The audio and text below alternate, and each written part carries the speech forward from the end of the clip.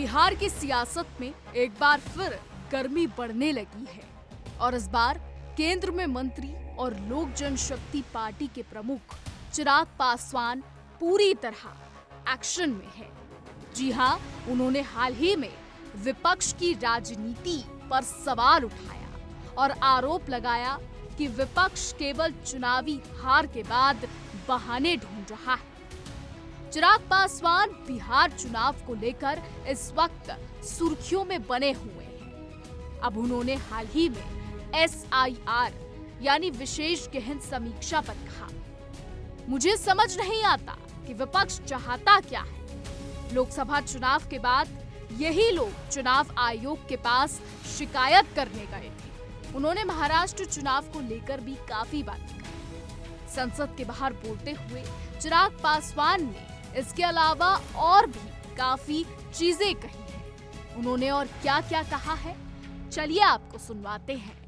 आप जब बार बार शिकायत करते हैं, क्या ये बात सही नहीं है कि लोकसभा चुनाव के बाद आप ही लोग गए थे चुनाव आयोग के पास शिकायत करने?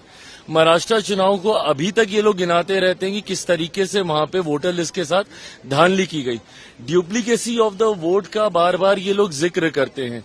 तो जब आपकी ये शिकायत रही है और उस शिकायत को मानते हुए चुनाव आयोग ने इस प्रक्रिया का इस्तेमाल किया है जहां पे एक इंटेंसिव रिव्यू किया जा रहा है, जिसके माध्यम से इस बात को सुनिश्चित किया जाए कि जो वोटर है, जो अधिकृत व्यक्ति है, सिर्फ वही मतदान का इस्तेमाल करे, ना कि कोई घुसपैठिया या कोई दूसरा व्यक्ति आके। और कई बार ये भी देखा गया कि वोटर लिस्ट में धांधली इस तरीके से भी होती है कि जो व्यक्ति मर गया होता है उसके नाम पे वोट चल रहा होता है। तो इन सारी चीजों को रेक्टिफाई करने के लिए ये रिव्यू जरूरी है। और ऐसा तो नहीं है कि पहली बार ये किया जा रहा है, आजादी के बाद 4 बार ये हो चुका है।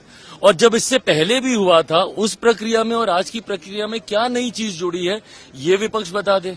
भाई, इनके समय में भी ये प्रक्रिया हुई है। आप मुझे बता दीजिए कि उस वक्त से लेके अभी तक कोई एक चीज अगर बदली है तो वो सिर्फ टेक्नोलॉजी का इस्तेमाल बदला। पहले फिजिकली जाके हर डॉक्यूमेंटेशन आपको देना पड़ता था, अब आप ऑनलाइन के माध्यम से भी आप अपने डॉक्यूमेंटेशन आप सबमिट कर सकते हैं। उसके बाद भी अगर आपको कहीं पे लगता है कि भैया कुछ गलत हुआ है, तो आप 3 बार आप अपील आप उसमें दाखिल कर सकते हैं। बट उसके बावजूद इसको लेकर एक ये माहौल तैयार करना, हकीकत ये है विपक्ष जानता है कि भैया चुनाव वो बिहार में जीतेंगे है नहीं। बंगाल में भी इन लोग के हालात ठीक नहीं है। तो पहले EVM पे ठीकरा फोड़ा जाता था, अब वोटर लिस्ट को एक बहाना बनाया जा रहा है।